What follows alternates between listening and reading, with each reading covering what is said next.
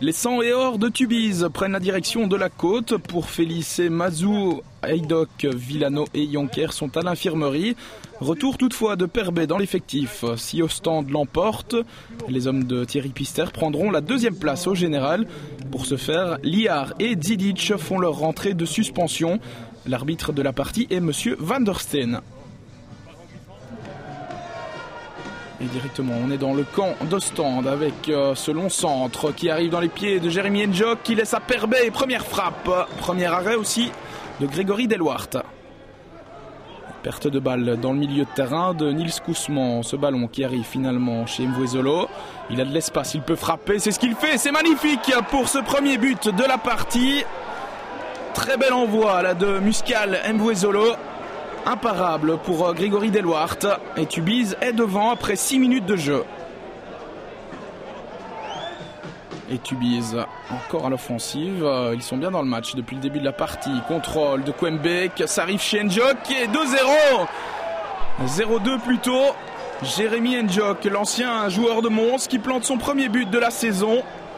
Opportuniste là parce que le centre de Kwembek n'avait pas l'air d'être volontaire. En tout cas, c'est 0-2. Tubize est à l'abri pour l'instant.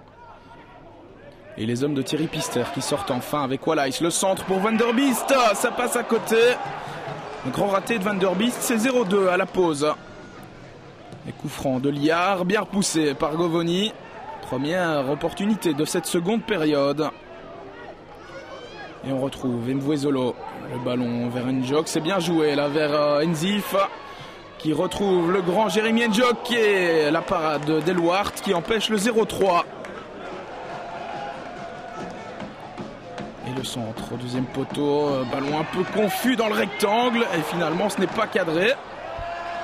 Et le but de Benjamin Mokoulou en fin de match ne changera rien. Victoire de Tubize à Ostende. Je suis très heureux, on vient de battre une équipe invaincue depuis le début de la saison.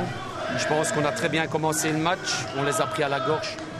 Bon, je leur avais demandé de ne pas reculer en deuxième mi-temps. Maintenant, bon, le Ostende troisième, ils ont mis la pression. Mais on s'est créé autant d'occasions pour faire 3-1, 4-1 ou 3-0 ou 4-0. Donc voilà, je pense que le but qu'ils ont mis, c'est pousser. Mais en tout cas, je félicite vraiment le groupe. En première mi-temps, nous n'avons pas fait preuve d'une grosse volonté. Nous avons perdu trop de ballons. En seconde période, cela allait beaucoup mieux. On a essayé, mais à certains moments, ce n'était pas bon, il faut être honnête. Notre meneur de jeu est maintenant blessé pour 6 mois et on va devoir faire avec.